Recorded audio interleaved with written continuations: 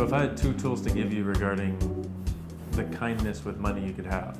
Okay, so what I'm going to suggest you do for the next 3 days, just while you're lying in bed, when you wake up in the morning, give yourself 10 to 15 minutes to play with the idea of, if I had $100 million that was regenerated at the beginning of every year, if I got $100 million that was topped off again at the beginning of every year, what would I choose to create as my life?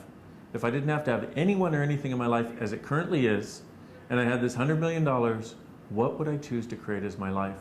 And what ways would I gift money and other things to other people to help change their realities?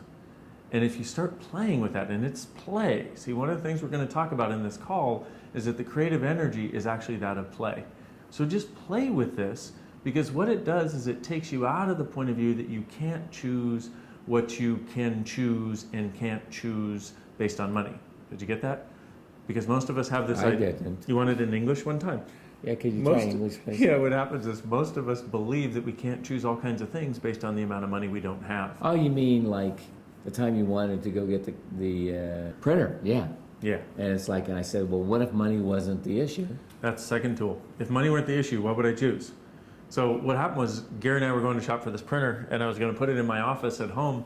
And now for me, I'm the sort of like bells and whistles sort of guy, like the stuff that has everything on it. So I was going to get the scan, printer, fax, blah. It was this big. I mean, the thing was huge. And it was like $550 or something. Yeah. And Gary said, hey, if money weren't the issue, what would you choose? And I was like, so I asked that question. Here's the cool thing. You start asking questions, things change that you never even knew could change. But I asked that question, if money weren't the issue, what would I choose? And I got this sense, hey, you know what, I'm going to go look around some more. I turned the corner, and there's a $150 machine that was a lot smaller, did almost everything the other one did, and I went, wow, if money weren't the issue, I'd actually choose this one. That's really weird. I take it home, and it fit right where I needed it to fit. The other one wouldn't even have fit in my office. No, I would have had to have it in my bathroom or something. You know, it's like, we'd have had to create a new office just for your, your printer. But because I asked that question, I got the awareness. And here's the thing, what most of us think, if money weren't the issue, I'd choose the most expensive thing. Not necessarily. But also, if money weren't the issue, would you not choose the things that you're choosing now, or would you actually allow yourself to choose them? Because what most people do is they say, oh, I can't do this because I don't have the money. I can't afford it. I can't afford it. And it's one of the major reasons and justifications that no one else can argue with. But if you look at it, haven't you always managed to create the money for something you really desired to do? Of course you do. Or have. Because you're because you're actually a lot more creative than you've given yourself credit for.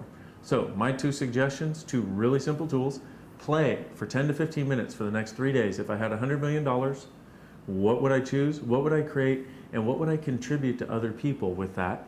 And then if money weren't the issue, what would I choose for everything you're going to choose over the next 3 days?